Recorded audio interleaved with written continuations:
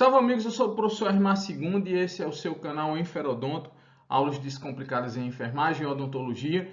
E a gente vai dando prosseguimento a algumas aulas que nós realizamos, revisando temas importantíssimos na área da enfermagem. E hoje a gente vai falar um pouco sobre fundamentos, né? Então, dessa parte semiológica que compreende o exame físico, que compreende a avaliação de enfermagem, que compreende as técnicas de entrevista, que nós chamamos de anamnese, que compreende a verificação dos sinais vitais, do posicionamento do paciente, o preparo para exames.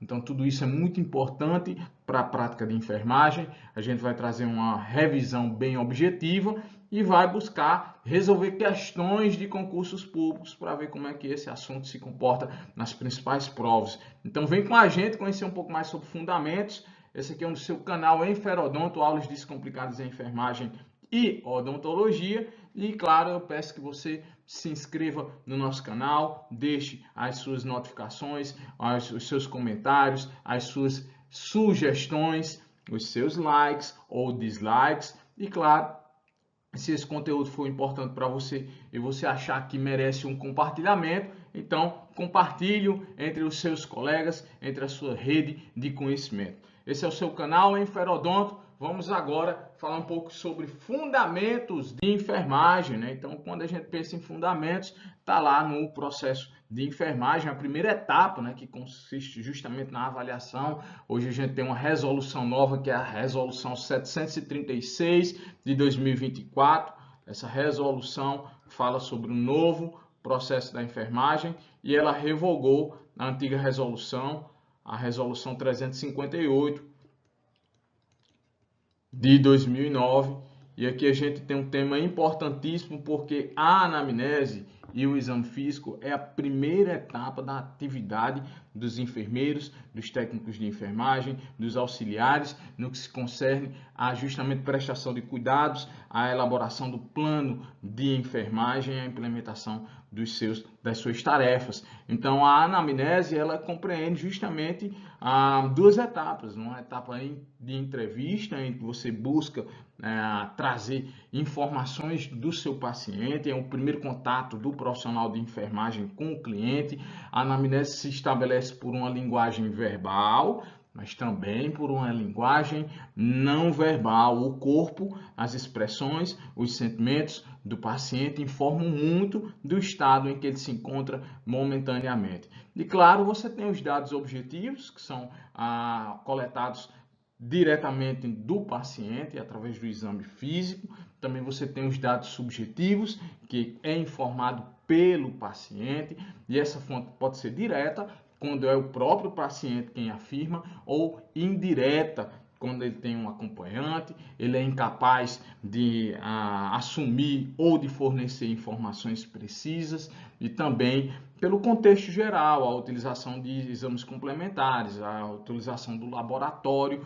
Tudo isso são fontes indiretas que vão auxiliar os profissionais de enfermagem no conhecimento, no julgamento, na avaliação inicial, que nós chamamos de anamnese. Então, quando a gente fala em avaliação clínica, consiste justamente na realização dessas duas atividades, numa técnica de investigação e no exame físico. Quando nós pensamos em anamnese,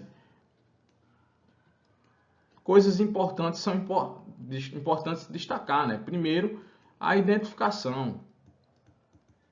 Então, quem é essa pessoa, né? Então, nome, data de nascimento, nome da mãe.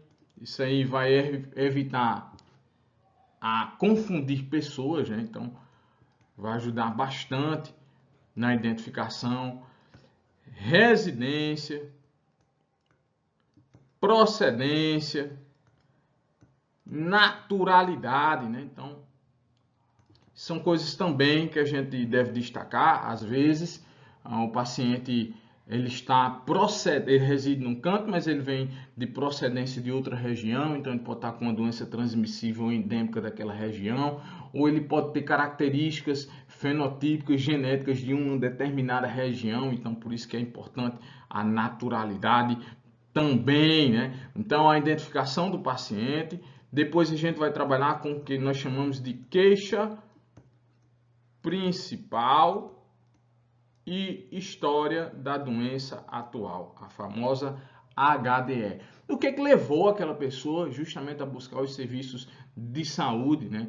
Qual é o motivo que busca justamente a orientação dos profissionais para satisfazer uma necessidade, né? Então, a queixa principal pode ser de diversas ordens, pode ser uma queixa física, pode ser uma queixa social, pode ser uma queixa psicológica, mental, emocional. Então, a gente vai destacar aqui um exemplo que é o que mais se encontra no dia a dia, que é a queixa de dor, né? Então, a pessoa chega ali dizendo que está com uma dor, pode ser no tórax, pode ser no braço, pode ser nas costas, pode ser na mão, ou seja, que essa dor, né, então leva justamente à busca de um serviço de saúde, né?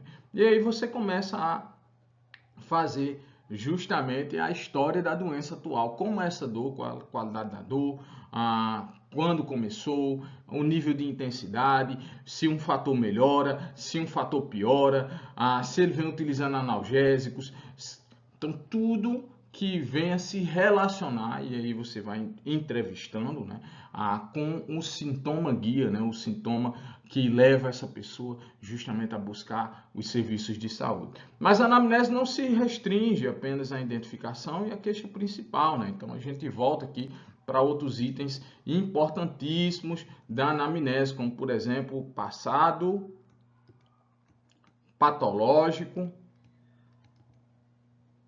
pregresso dessa pessoa, né? Então, hospitalizações, histórico de alergias, uso de medicações, cirurgias, passados de internações, tudo que compõe informações passadas que possam contribuir para a situação atual em que se encontra esse paciente, né? Não tem só o passado patológico pregresso, mas também, hábitos de saúde, né? Então vamos botar aqui, hábitos sociais, né? Então, se ele tem um trabalho, com o que ele trabalha, se ele tem uma residência, como é o espaço familiar, como é o espaço social, como é o espaço habitacional, se ele tem vícios, se ele faz prática de atividades físicas. Então, tudo isso também compõe informações relevantíssimas, importantíssimas para a sua anamnese. Então, de forma geral, essa anamnese ela consiste numa técnica de entrevista que você vai levantar informações ora presentes e ora passadas desse paciente. Então, como a própria definição diz, a anamnese é uma entrevista entre o profissional de saúde e o paciente, é o primeiro cliente. E atentem, a gente sempre destaca isso aí para a linguagem verbal e também a linguagem não verbal, as expressões da pessoa. E aí ele vem de um termo grego que significa anamnesis, ana, que é lembrança, e mnesis, que é memória, né? Então trazer de volta a memória, isso é o que significa anamnese, trazer de volta a memória. E aí a anamnese, galera, ela é complementada pelo que nós chamamos de exame físico, né? Então, aquilo que você coletou subjetivamente, aquilo que o paciente relatou para você, que você foi fazendo essa técnica de entrevista, agora você vai buscar validar ou vai descartar através do exame dos sistemas, né? E claro, você tem um exame físico cefalocaudal, mas esse exame do sistema ele vai ser direcionado principalmente com a queixa principal que essa pessoa lhe apresentou. Então, no exame físico, nós trabalhamos com o que nós chamamos de técnicas propedêuticas, né? Então, tá aqui, técnicas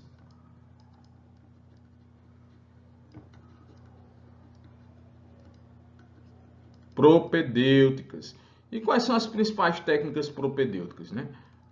A inspeção, a palpação, a percussão e a ausculta, né?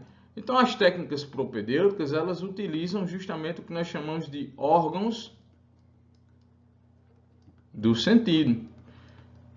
Então, a inspeção, por exemplo, começa desde o momento que você tem contato com aquela pessoa, né? Então, você vai vendo ali o comportamento dela, como ela está se apresentando, se ela está com um pensamento organizado, se ela está higienizada, se ela tem um comportamento de aflição, se ela está ansiosa, se ela está calma, serena, tranquila, se o que ela fala, o corpo dela está informando outra situação, ou seja, ela está apreensiva, ela está sob uma pressão emocional ou até mesmo uma pressão externa, uma influência externa. Então, a inspeção é a visualização, não só física, mas também comportamental, estrutural, geral daquela pessoa.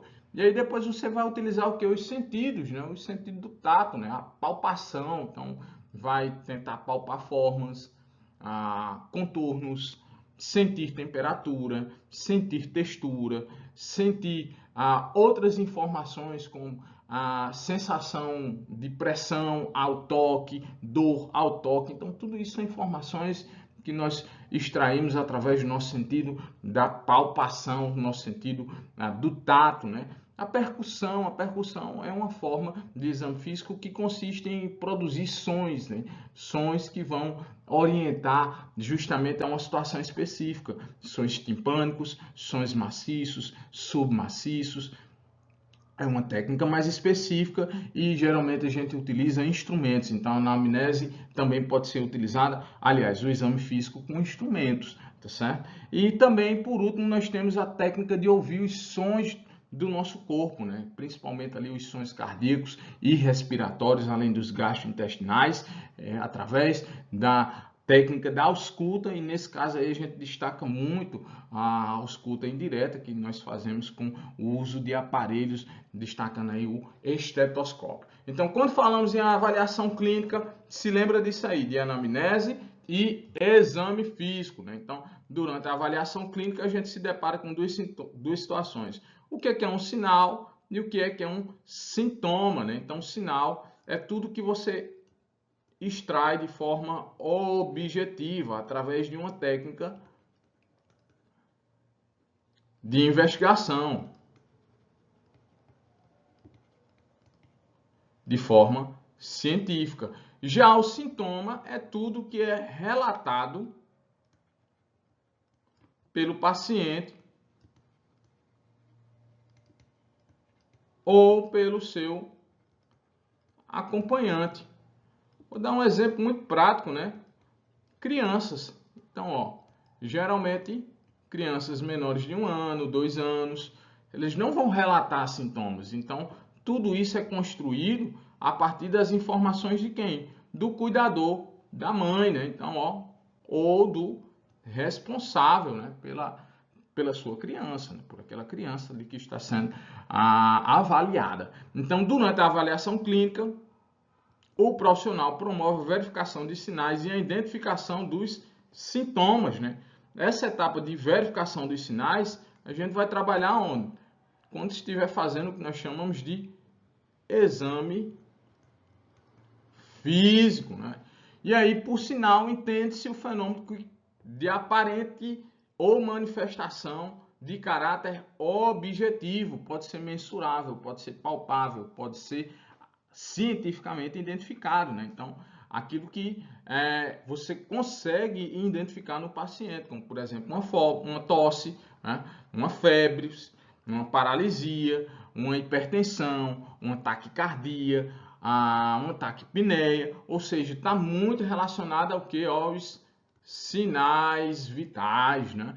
Já o sintoma é aquilo que é subjetivo e referenciado pelo indivíduo. Então, ele pode chegar dizendo que é uma dor, a dor é considerada como o quinto sinal vital, e você tem aula de avaliação de sinais vitais aqui, a angústia, ansiedade, ou seja, é tudo que é verbalizado pelo paciente, né? Então, durante a anamnese, você coleta os dados relativos principalmente a identificação, a queixa principal, a história da doença atual, a história patológica pregressa, histórico familiar, entre outros. E na anamnese você vai trabalhar justamente essas duas informações, os sintomas e também os sinais, quando você já estiver realizando o seu exame físico, né? Vamos avançar mais um pouquinho. Quais são as técnicas propedêuticas, né? Então a gente tem 4 técnicas propedêuticas.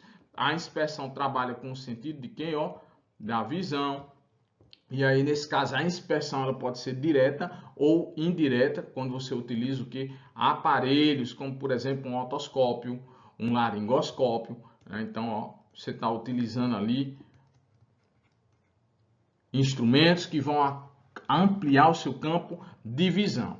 Ela é iniciada na anamnese, ela é iniciada com o primeiro contato do profissional com o paciente e ela é perene, ou seja, a inspeção não termina com o ato ali de fazer um exame físico, né? Então, ela termina quando você termina a assistência àquele paciente.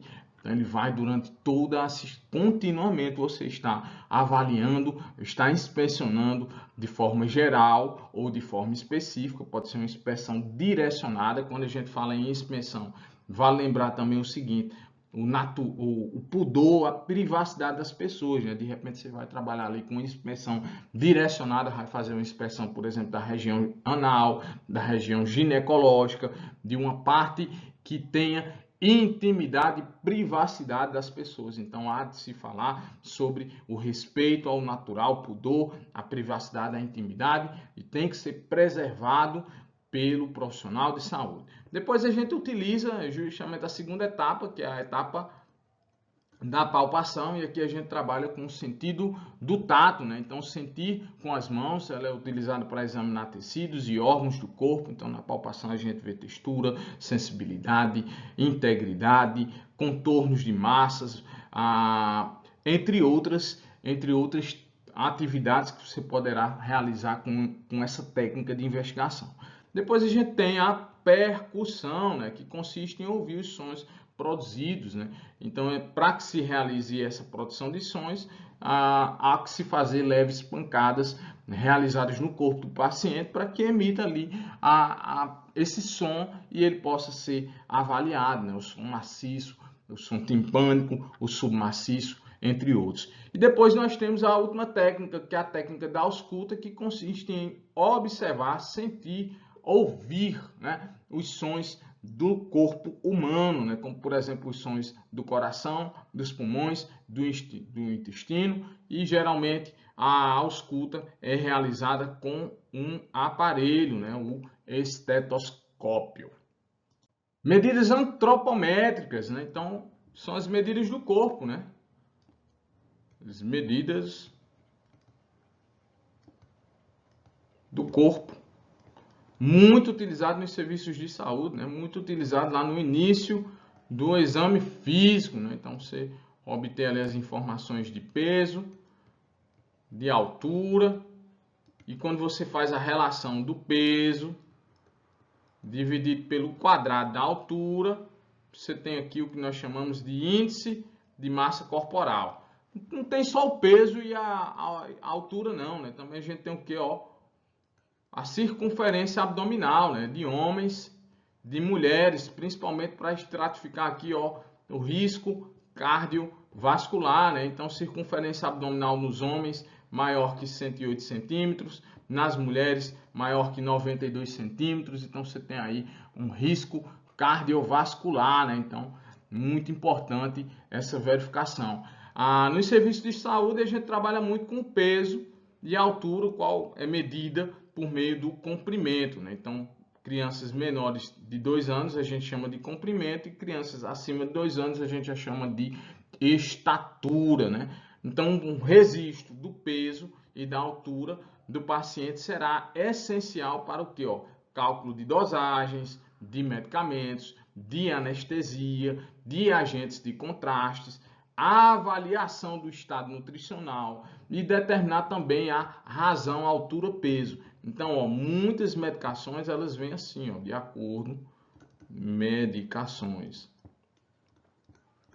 miligrama vezes quilograma de peso, né? Então, existe essa relação de quantos miligramas ela irá utilizar com base na superfície corporal da pessoa, né? Então, é importantíssimo avaliar isso aí. Pessoas que estão perdendo peso, né? Patologias como, por exemplo, tuberculose, diabetes tipo 1, né? Então, perda de peso inexplicável. A avaliação ganho de peso, será que esse ganho de peso, principalmente pessoas internadas, né? Pode ser pelo acúmulo de líquidos ou uma obstrução intestinal, né? Então está havendo um edema ali, uma retenção de conteúdos, não só líquidos, mas fecais. Então o estado nutricional e o ganho de peso ou a perda de peso, seja ela provocada ou não, é uma informação muito relevante para as avaliações, né? E aí a gente acompanha a criança, né, até os 2 anos de idade, quando você está fazendo o que chamamos de puericultura, e nesse caso aqui, quando você avalia um segmento que é chamado de crescimento, você está ali fazendo antropometria desse bebezinho até os 2 anos de idade, verificando mensalmente o seu comprimento e também o seu peso, relacionando isso aí com o índice de massa corporal. No adulto, esse índice de massa corporal é identificado justamente ali para risco cardiovascular, né? Então, a gente estratificar aqui a condição de eutrofia, de sobrepeso, de obesidade tipo 1, tipo 2, obesidade mórbida. Então, quando você pega justamente o peso dividido pela altura ao quadrado, você faz justamente o índice de massa corporal e você tem uma tabela, né, de avaliação, né? Então, abaixo de 18 você está no índice abaixo do peso, né? De 18 a 25 você está com peso normal. Então vamos dizer que você tem aqui uma pessoa com 80 quilos e uma altura de 1,70 m, né? Então vamos calcular o índice de massa corporal. Você vai pegar aqui 1,70 multiplicado 2 vezes, né? Vai multiplicar 1,70 vezes 1,70 2 vezes. Eu vou fazer essa multiplicação aqui na minha calculadora. 1,70 vezes 1,70, ele vai te dar uma dízima, né? 2,89. Agora ficou fácil, né? Você vai pegar o peso. A gente disse que o peso dessa pessoa é de 80 quilos, dividido pelo quadrado da altura, né? 2,89. Vamos ver quanto é que isso dá. 80 dividido por 2,89. Ó, o índice de massa corporal dele deu 27, né? 27,6. Nessa condição de índice de massa corporal 27,6, esse sujeito ele tá numa faixa de sobrepeso, né? Ele vai ter que perder peso para que ele fique eutrófico, né, em torno de 18 a 25 miligramas, aliás, quilograma por metro quadrado. Então vamos ver aqui qual o peso ideal desse cara. Seria o quê? 80 vezes 2,89 vezes 25. Então esse cara aqui, para ter um peso ideal com a altura de 1,70 m, ele deveria estar com um peso mais ou menos de 72 a 73 quilogramas, né? Então, muito importante aí a antropometria, a medição dos segmentos do corpo. Lembre-se que a antropometria não é só verificar peso e altura. O termo é justamente medir o corpo, né? Então, você pode trabalhar com a circunferência, o perímetro cefálico, o perímetro do braço, o perímetro do tórax, a circunferência abdominal, o perímetro da circunferência do glúteo. Você pode verificar o perímetro da coxa, da panturrilha, mas também a gente destaca a aferição do peso, a aferição da altura e a relação do peso e altura, que a gente chama de índice de massa corporal. E é claro, muito importante, principalmente o peso no cálculo de medicamentos, de anestésicos, na realização de exames e na criança lá, na avaliação do crescimento dela, né, até os 2 anos de idade, o risco ou o estado nutricional dessa criancinha. E isso aqui que a gente colocou, essa imagem aqui, essa réguazinha, isso é chamado de infantômetro, né? Então é uma régua antropométrica utilizada em crianças menores de 2 anos, né, para a gente aferir o comprimento dela. Posições para exames, né? Isso aqui está muito relacionado à avaliação cirúrgica, né? O preparo do paciente para um exame ou uma intervenção cirúrgica, né? Então, certos exames e procedimentos terapêuticos requerem o posicionamento da pessoa de forma adequada, permanecendo coberto, com exceção da área a ser examinada, ou seja, preservar a intimidade e a privacidade do corpo e da pessoa, né? As posições mais usadas são a decúbito dorsal, então você está deitado sobre as costas, o decúbito lateral direito, o decúbito lateral esquerdo, muito utilizado aí no período gravídico, né? Então lateralizar em decúbito esquerdo as gestantes. Pode ser na decúbito ventral, né? Quando você está deitado sobre o peito, na posição que entra em contato com o solo, ou com a cama, ou com a superfície horizontal, é justamente o peito. Uma posição que a gente utiliza muito para exames proctológicos, para a administração de supositórios, realizar enteroclismo, a posição de Sims. Também temos essa posição gênio-peitoral, uma posição cirúrgica específica. A inspeção da região genital, a posição ginecológica. A posição de Trendelenburg, também é uma posição cirúrgica, principalmente para prevenir choque em determinadas intervenções. A posição de litotomia, né, para visualizar ali a região anal, assim como a peitoral também é possível, mas está mais relacionado com a inspeção ginecológica. Posição das pessoas, né, para melhoria da respiração, para alimentação, né, a posição de Fowler, a posição de Semi-Fowler. Também você tem a posição ereta. Então vamos aqui conhecer com imagens, né? Às vezes a gente está falando só o nome das posições e fica um pouco subjetivo para o aluno entender. Então aqui, ó, posição decúbito dorsal, né? Então ele está deitado com a superfície das costas no plano horizontal. O decúbito ventral, né? Então você está ali com a superfície da região anterior, né? Então lembre-se que aqui a gente tem um plano anatômico em que tudo que está à nossa frente, ou seja, no plano que você tem o tórax, a gente chama de anterior. E tudo que está às nossas costas, nós chamamos de posterior. Então, decúbito dorsal, você está com a superfície posterior em repouso a plano horizontal. O decúbito ventral, você está com a posição anterior em repouso ao plano horizontal. Você também tem um decúbito lateral, ele pode ser esquerdo, ele pode ser direito. Você tem a posição de Semi-Fowler, que ele está deitado com uma discreta inclinação. Essa inclinação não chega a 90 graus, então ela está em torno de 45 graus. Quando a gente fala aqui na posição de Fowler total, então a pessoa está num ângulo de 90 graus posicionada aí, principalmente quando você vai fazer a alimentação dessa pessoa para evitar regurgitação ou inserção de sondas, né? A sonda nasogástrica. Você tem aqui a região gênio-peitoral, principalmente para a inspeção da região anal, da região ginecológica. Você tem outra posição, que é a posição ginecológica. Atentem que tanto a gênio-peitoral como a posição ginecológica, ela tem uma flexão das pernas, né? Então aqui você tem uma flexão para cima e uma flexão dos joelhos encostados aqui na gênio-peitoral na superfície horizontal. Aqui na posição ginecológica também pode ficar suspensa por o que a gente chama de estribos, né? Então aqui também a utilização de suportes para suspender os membros inferiores. Você tem a posição de Sims, né? Posição para administrar algumas medicações ou alguns procedimentos. A posição de Trendelenburg invertida, quando ela está com a superfície mais elevada do que o corpo, e a Trendelenburg original, quando ela está com a superfície mais deprimida em relação ao plano neutro, ao plano zero, né? Então ao plano normal do decúbito horizontal, né? Então aqui são posições de intervenções cirúrgicas, né?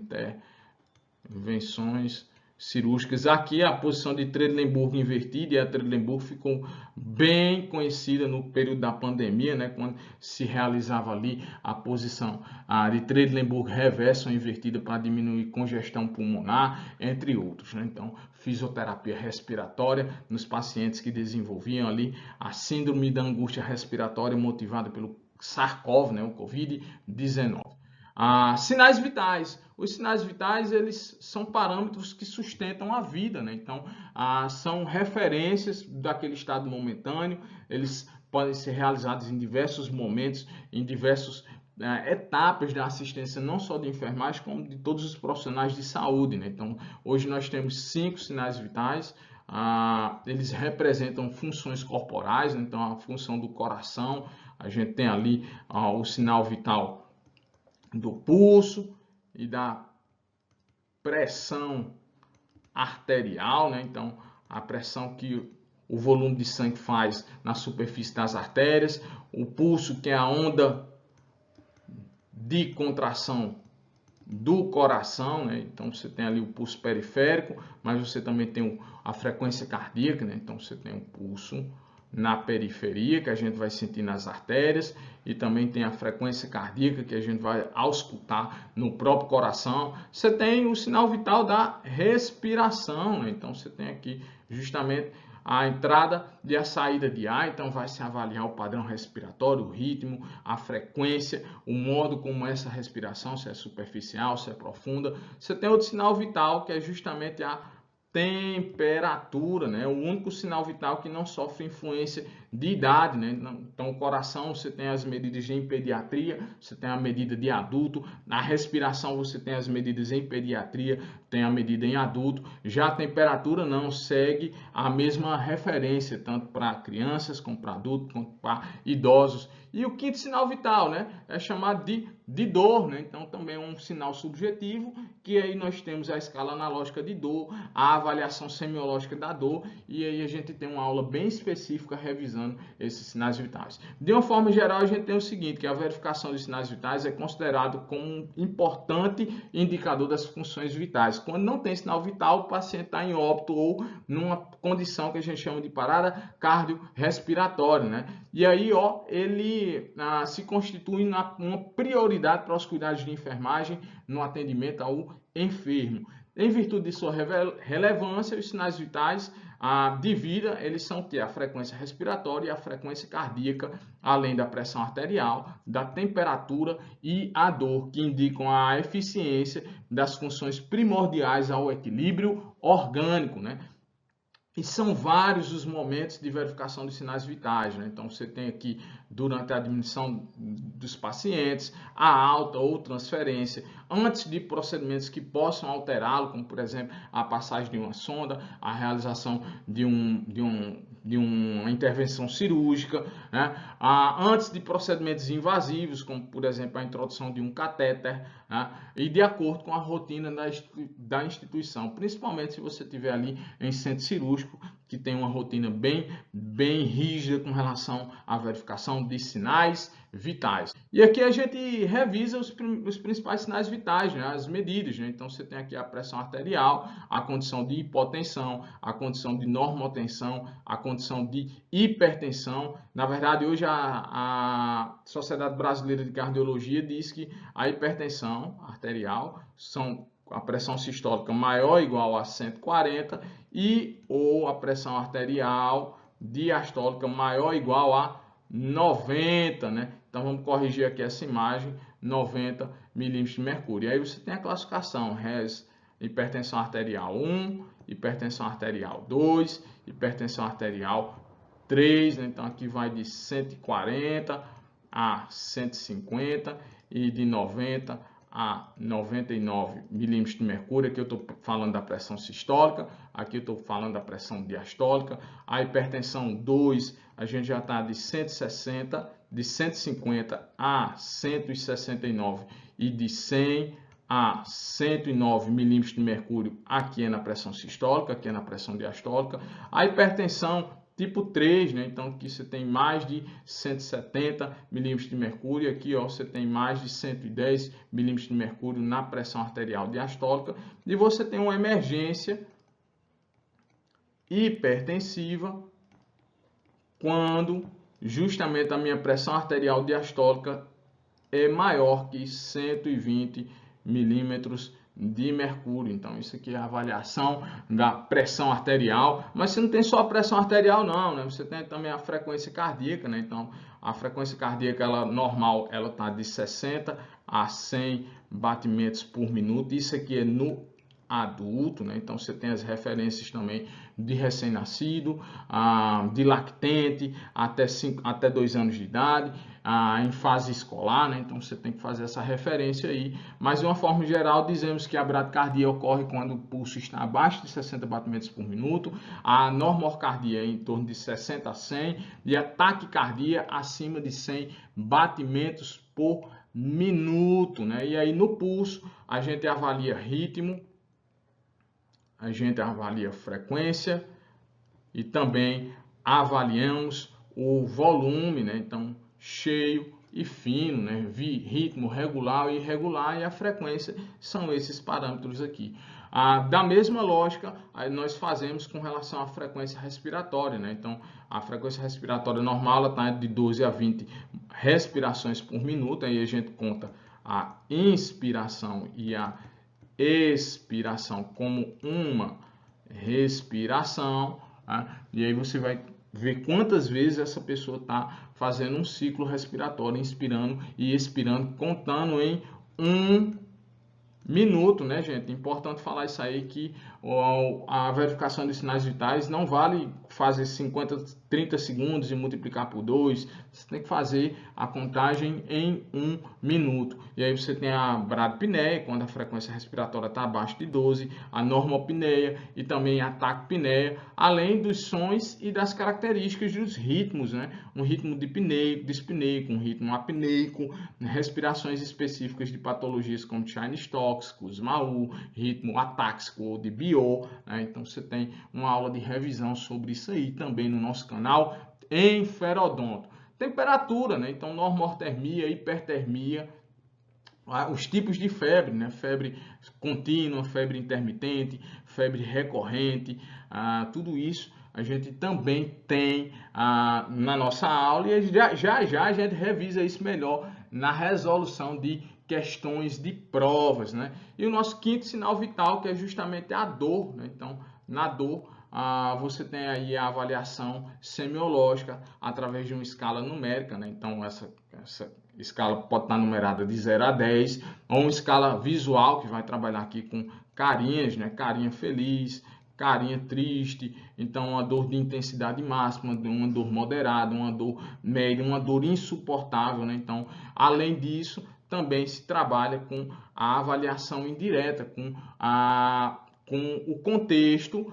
do paciente, né? Você está vendo ali a expressão de fisionomia do paciente e também, ó, posição fetal, né? Então, estados agudizados de dor, principalmente em dor abdominal, a pessoa tende a ter aquela posição do feto, né? Ficar todo encolhidinho. Isso aí é uma indicação, uma expressão fisionômica, uma expressão corporal muito evidente de um estado de dor exacerbada, né? Então, tudo isso é revisão de sinais vitais, né? Aqui está a nossa propaganda do nosso cursinho, né? Então, nós temos um cursinho preparatório nível médio e superior. Esse cursinho ele trabalha com aulas gravadas, a gente manda as aulas para o seu e-mail, também com aulas online. Caso o estudante não possa participar das aulas online, a gente também disponibiliza a gravação dessas aulas, além do material que a gente tem, né? O nosso material PDF, que vai subsidiar, que vai embasar os nossos estudos. A cada mês a gente segue um cronograma de estudo, então esse cursinho ele é orientado de forma mensal, e aí a gente trabalha de forma remota, à distância, pela plataforma Google Meet, por um preço que cabe lá no seu bolso. Se você quiser conhecer mais, você pode entrar em contato através de 999273210 ou através do nosso e-mail rmassegunda@gmail.com. Pode também deixar aqui uma notificação, uma mensagem no nosso canal Enferodonto e entrar em contato para aprofundar mais os seus estudos e vir estudar de forma mais objetiva, mais acentuada e intensiva no nosso preparatório para concursos públicos. Na área da enfermagem, trabalhamos legislação do SUS, legislação de enfermagem e também assuntos gerais, nível médio e superior. Vem com a gente agora resolver questões, ver como é que fundamentos, sinais vitais, posições para exames caem nas principais provas de concurso. Nossa primeira questão de revisão diz assim, galera, ó, durante a verificação de sinais vitais, uma paciente adulta do sexo feminino apresenta respirações superficiais e com frequência de 10 respirações por minuto. Então, eu sei que a minha frequência respiratória, ela varia de 12 a 20 incursões respiratórias por minuto.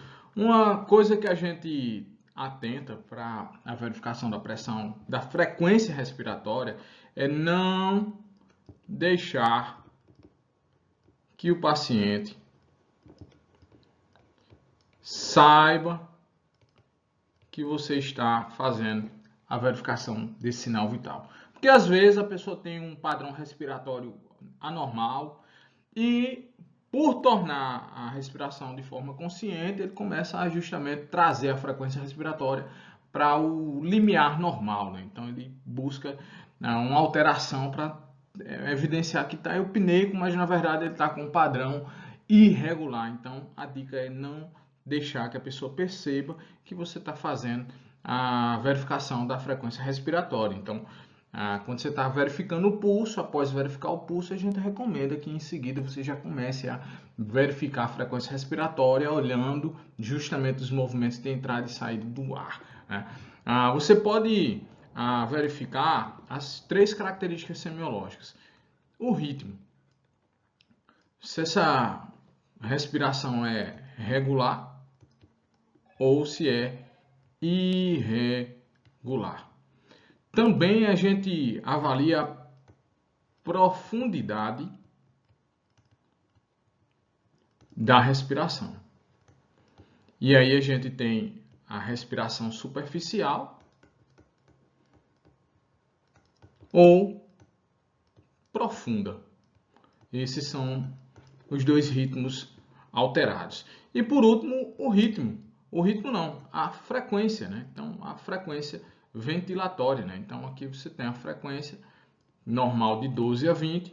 Quando nós temos uma frequência abaixo de 12, nós chamamos isso de bradipneia. Quando nós temos uma frequência respiratória rápida, acima de 20, nós chamamos isso de taquipneia.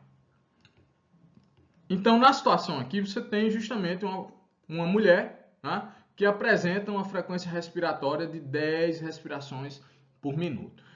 Ele diz mais assim, ó, que sua frequência cardíaca é de 40 batimentos por minuto. Então, você tem aqui outro sinal vital, que é justamente a frequência cardíaca. Nós sabemos que a frequência cardíaca, a frequência de pulso, ela vai de 60 a 100 batimentos por minuto. Da mesma forma que a frequência respiratória, o pulso, a gente avalia o ritmo, se esse ritmo é regular ou irregular. Nós avaliamos a frequência, na frequência iremos contar o pulso por 1 minuto e também verificamos o volume, né? Se o volume é cheio, se é um pulso forte ou fraco, né? Que a gente também chama de pulso filiforme. Isso acontece muito quando a pessoa está com hemorragia, num choque circulatório. Então, aqui na situação em que eu tenho uma frequência respiratória de 10 incursões e uma frequência cardíaca de 40 batimentos por minuto e incursões respiratórias por minuto, também você pode ter essa unidade de medida, movimentos respiratórios por minuto, né? Então, você tem também essa forma de classificar a respiração. Nessa situação, ele diz assim, nesse caso, as alterações dos sinais vitais devem ser descritas como apneia. Gente, a apneia é a ausência de respiração. A ausência de movimento respiratório. E a dispneia é justamente a respiração dificultosa, né? Então, alteração na respiração. E a ortopneia, a ortopneia é uma respiração facilitada quando se coloca em determinada posição, como por exemplo, você precisa deitar a pessoa, deixar ela em decúbito semi-Fowler ou decúbito de Fowler. Então você precisa de uma respiração, de uma posição para que aquela pessoa respira menor. Ou segundo, tem outro termo? Tem a eupneia. Eupneia é quando a gente tem justamente a respiração normal. Então, nesse caso aqui, a nossa moça, ela tá o quê? Brady.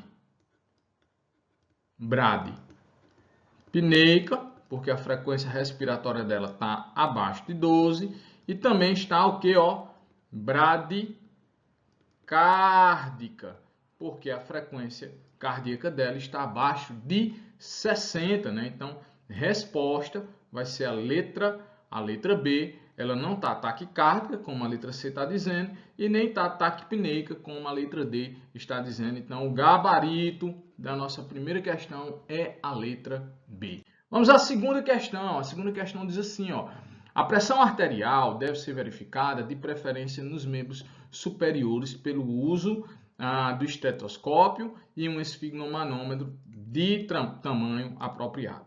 Aí diz mais assim, em relação aos cuidados para a verificação da pressão arterial, assinale a alternativa correta. Vamos ver se a gente acha aqui as alternativas corretas.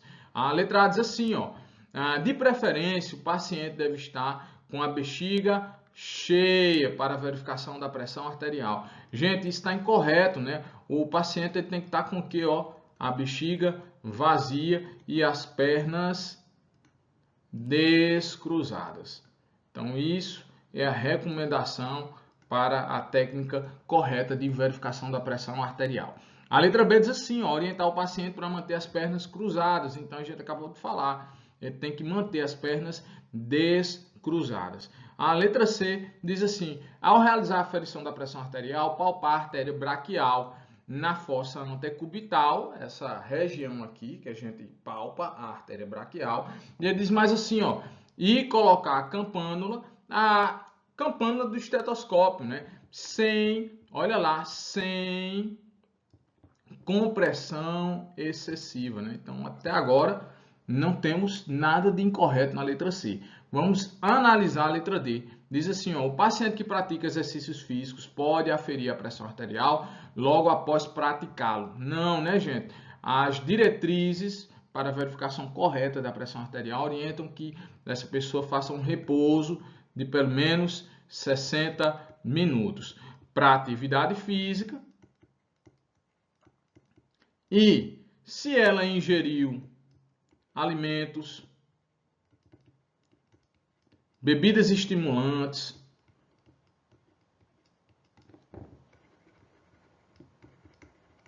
como por exemplo a cafeína, se ela fumou, então aguarde pelo menos 30 minutos para realizar a aferição da pressão arterial.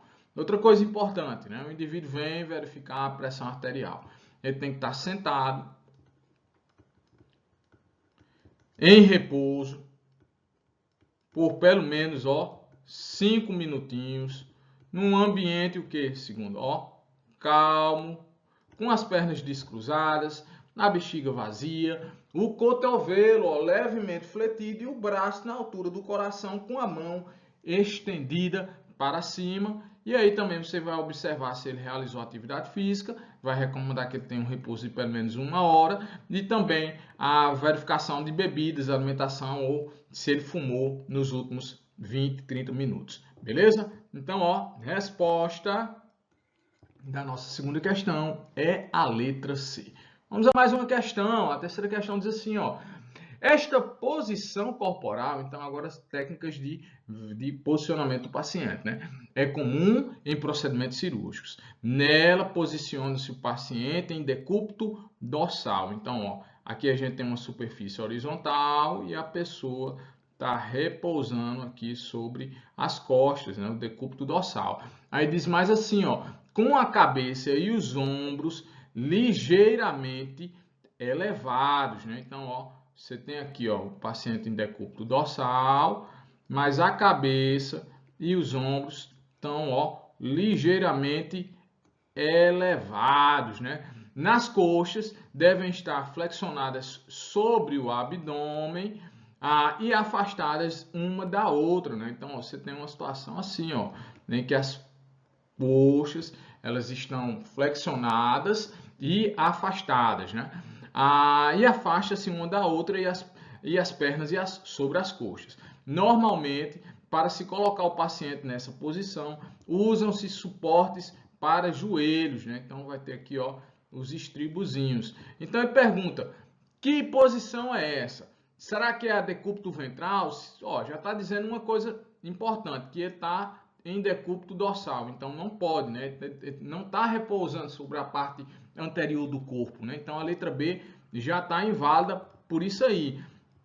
A posição de Sims é uma posição em que a pessoa está deitada sobre o decúbito ventral e, ó, as pernas ligeiramente fletidas como um S, né? Então também não seria a posição de Sims. Aí ele diz assim, decúbito dorsal. Certo, mas a posição decúbito dorsal é muito semelhante a essa aqui. A pessoa está repousando e com os membros inferiores na linha média horizontal, né? E aqui a gente tem o que? Uma elevação das pernas com suportes e distanciando justamente as pernas das coxas. Porque quer inspecionar o que aqui? Uma região ginecológica. Então, ó, só pode ser a resposta a letra A posição litotômica, né, segundo? Então, o gabarito da nossa terceira questão é a letra A. Vamos a mais uma. Ele diz assim, ó, existem várias formas de decúbito, sendo possível que algumas posições sejam utilizadas para tratamentos específicos. Em relação aos tipos de posicionamento realizados, a inclinação maior da maca ou da mesa de operação, então ó, tem uma inclinação aqui da maca, vou tentar desenhar aqui uma maca, ou mesa de operações, para que a cabeça do paciente fique abaixo da linha dos pés, é denominada. Então, ó, você vai estar numa situação em que o paciente, vou desenhar aqui, ó, os pezinhos dele, aqui está o dorso, aqui está a cabeça, aqui está os braços. Então, ó, a cabeça está numa posição inferior à linha dos pés. Que posição é essa? Né? Uma posição muito utilizada aí na região cirúrgica para prevenir o que a gente chama de choque circulatório. Né? Então, circulatório. Que posição é essa, né, segundo? Será que é o decúbito ventral? Então ele teria que estar deitado na linha horizontal com a região anterior sobre a superfície plana. Seria a posição de Fowler? A posição de Fowler é uma posição em que a pessoa está sentada, né? Então, ó, você tem aqui o indivíduo e ele está aqui fazendo uma angulação de 90 graus, né? Também não seria. Decúbito dorsal seria na superfície horizontal, o indivíduo estivesse repousando com as costas entrando em contato com a superfície horizontal. Também não é a resposta. Então, ó, só cabe a gente a letra D, que é a posição de Trendelenburg, né? Então, você fica num plano em que a cabeça está alinhado numa região inferior aos membros inferiores, né? Então você tem aí um declínio da maca, né? Um declínio da superfície horizontal em que o paciente se encontra. Então a resposta da nossa quarta questão, de fato, é a letra D. Vamos a mais uma questão.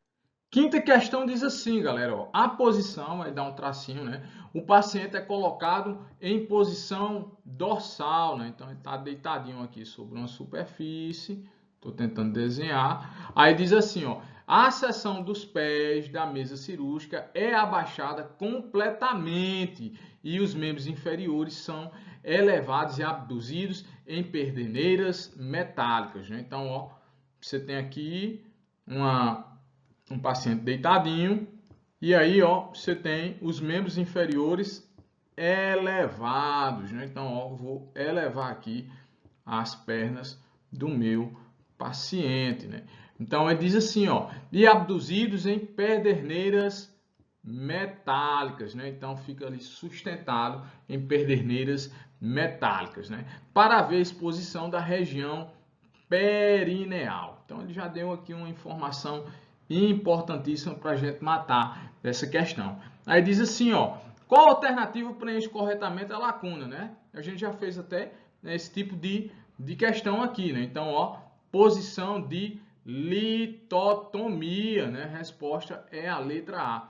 A genopeitoral é uma posição, gente, em que a pessoa está deitada sobre a região anterior do corpo, então ele está deitado aqui sobre a região anterior do corpo, e aí ele eleva um pouco a região inferior da pelve e dos membros inferiores para que se visualize justamente a região anal, né? Então, ó, geno peitoral não é, porque está numa posição de decúbito dorsal, e aqui ele deveria estar na posição de decúbito ventral. A posição de Sims também não é, e a posição de Fowler a gente já demonstrou, a pessoa está o que, ó, sentadinha, né, fazendo um ângulo de 90 graus com a coluna e a pelve, né? Então, ó, resposta da nossa quinta questão, de fato, é a letra A. Vamos à sexta questão, diz assim, ó, um trabalhador, leia o caso a seguir, né? Diz assim, leia o caso a seguir. Um trabalhador agropecuarista deu entrada em uma unidade de pronto atendimento. Ele chegou numa UPA por motivo de intoxicação por organofosforado, né? Então se intoxicou aí com um material tóxico, um agrotóxico. Aí diz assim, ao exame físico ele apresenta pupilas contraídas. Vamos lá aqui, ó. A avaliação das pupilas, né? Então você tem duas situações. Vou tentar desenhar aqui. As pupilas de tamanhos normais, isso aqui a gente chama de isocoria. Você tem aqui também as pupilas de tamanhos diferentes, isso é chamado de anisocoria. Isso aqui está muito relacionado à lesão no sistema nervoso, né? O famoso TCE. Aí você tem aqui, ó, pupilas contraídas, isso aqui a gente chama de miose, e pupilas dilatadas, isso aqui a gente chama de midríase, né? Então, na situação lá desse paciente, ele diz assim, ó, ao exame físico ele apresentava pupilas contraídas. Então, se ele está com as pupilas contraídas, a gente tem o que, ó, miose. Aí diz assim, ó, batimentos cardíacos de 50 BPM, né? Então a gente já sabe que a frequência cardíaca normal vai de 60 a 100. Então, se ele está com os batimentos de 50 BPM, ele está o que, ó? Bradicárdico. Então, ó, já temos duas informações importantes. Aí diz assim, ó, pressão arterial de 155 por 95. Então, ele está o que, ó? Hipertenso, né? Eu sei que a minha pressão arterial ótima é aquela que está entre 120 e 180 milímetros de mercúrio. De que a hipertensão arterial é definida como a pressão sistólica maior que 140 e ou a pressão diastólica maior que 90 milímetros de mercúrio, né? Então ele está o que aqui, ó, hipertenso, né? Aí ele diz assim, e perda não intencional da saliva pela boca. Ele não tem o ato controlado, o ato voluntário de cuspir. Ele está cuspindo de forma involuntária. Isso aqui é um fenômeno que a gente chama de, ó, cialorreia ou cialose, né? Então, qual é a resposta?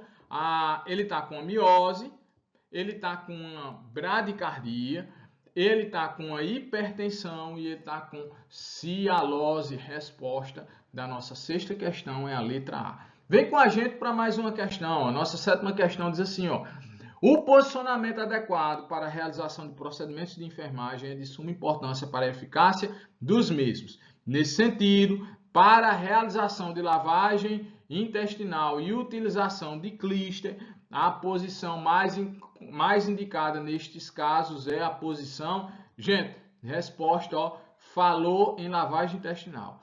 falou em aplicação de clíster, falou em enteroclismo, falou em supositório, pense na posição de Sims. Segundo, como é que é a posição de Sims? Dá uma rebobinada na fita, vai lá para as imagens que a gente tem nessa aula e olha lá como é a posição de Sims. A pessoa está deitada em decúbito dorsal e com as pernas ligeiramente afastadas, mas elas não estão elevadas. Faz uma curvatura parecendo um S. Beleza? Então essa é a posição de Sims. Resposta da nossa 7ª questão é a letra B. Vamos a mais uma questão. A 8ª questão diz assim, gente. Ó, a temperatura corporal é a diferença entre a quantidade de calor produzido por processos do corpo e a quantidade de calor perdido para o ambiente externo. Portanto, a aferição da temperatura faz parte da avaliação dos sinais vitais. Quais são os sinais vitais? A gente tem 5 sinais vitais aqui. Ó. Nós temos a frequência cardíaca, também é o nosso pulso. Nós temos a frequência respiratória, nós temos a temperatura, nós temos a pressão arterial e nós temos o 5º sinal vital, que é a dor. Aí diz assim, ó, a aferição da temperatura dos pacientes pode ser realizada nas regiões. Primeiro, hoje a gente não está mais utilizando o termômetro de mercúrio. Outra coisa, a gente tem duas situações. A temperatura normal. Na temperatura normal, nós temos uma variação de 36 a 37,5 graus.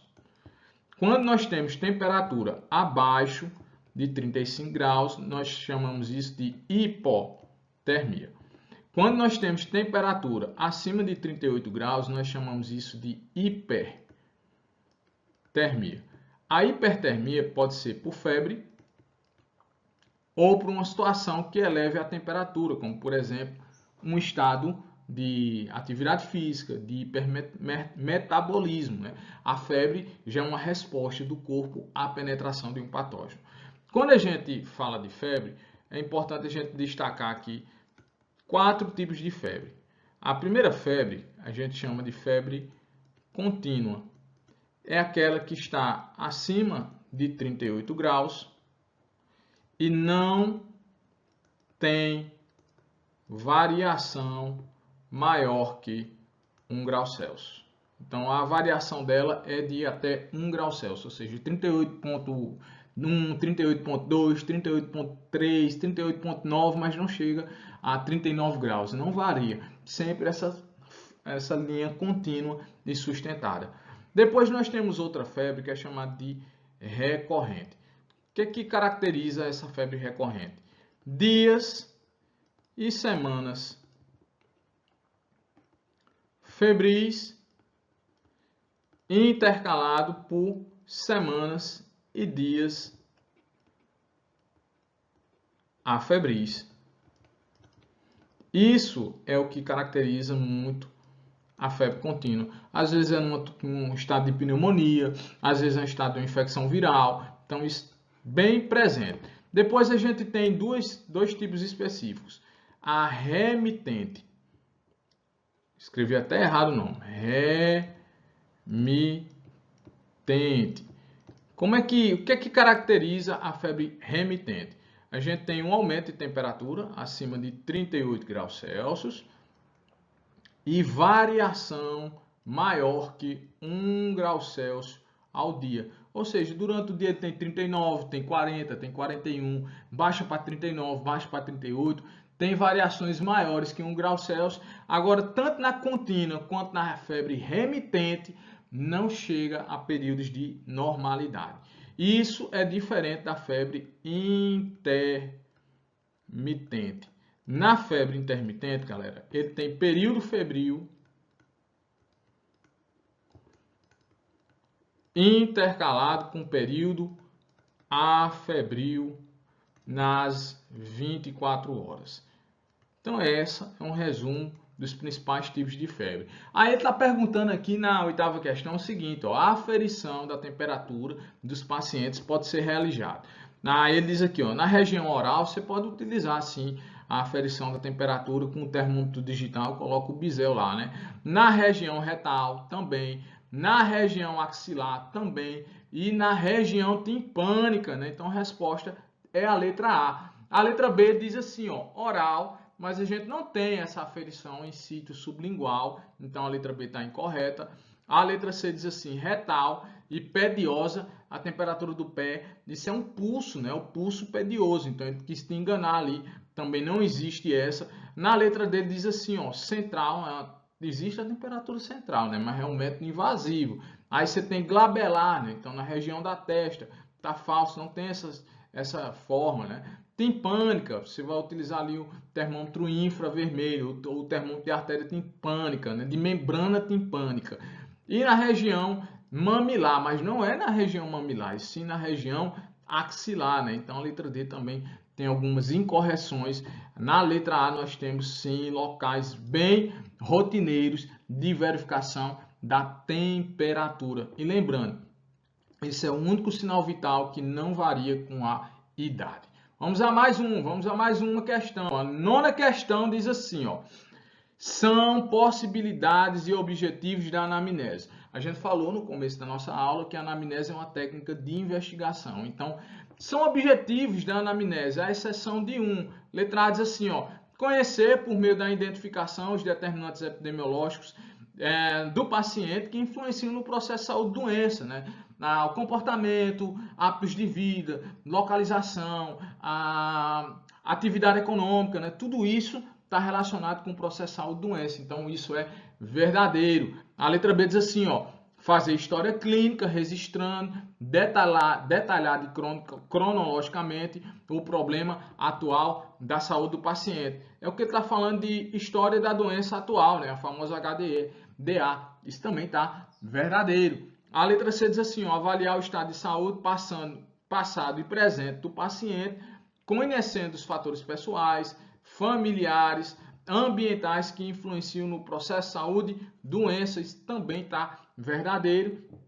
A letra D diz assim: conhecer os hábitos de vida do paciente, bem como suas condições socioeconômicas e culturais. Gente, isso também está verdadeiro. E a letra E diz assim: ó, avaliar de maneira genérica os sintomas de cada sistema corporal. Isso aqui não é a anamnese, isso aqui a gente já está em outra etapa que é chamada de exame físico, né? Então, resposta da nossa nona questão é a letra E.